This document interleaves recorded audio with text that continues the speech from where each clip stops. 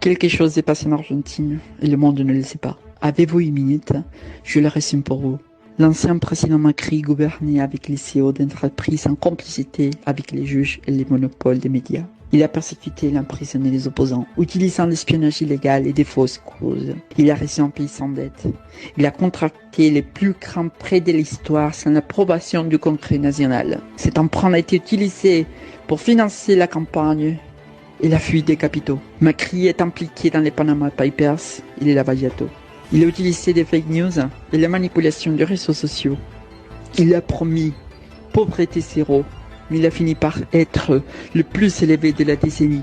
Le chômage a grimpé à 2 chiffres. Il a appliqué un taux élevé d'augmentation de plus de 1500% des services publics. Il a éliminé le ministère de la Santé. Il a rétrogradé le secrétariat en supprimant des ressources.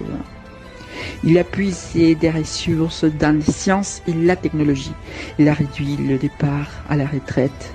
Il a supprimé des médicaments gratuits. Il a réprimé les retraités avec des valses en cochon. Bref, il a détruit les pays. Il a pris un hyperdettement et il s'enfuit en Europe. Le monde a été touché par le Covid-19.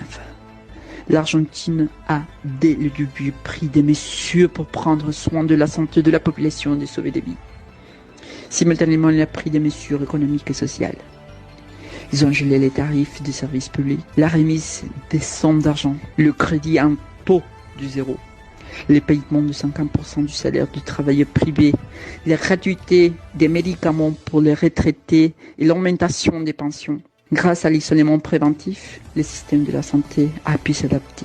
Il a conclu un accord pour payer la dette stéréo brutale qui a été prise par le macrisme. La stratégie sanitaire du pays, état actuel, est favorable. L'a placé dans un endroit privilégié pour la production du vaccin de l'université d'Oxford avec le Mexique. Ils fabriqueront des millions de doses pour toute l'Amérique latine.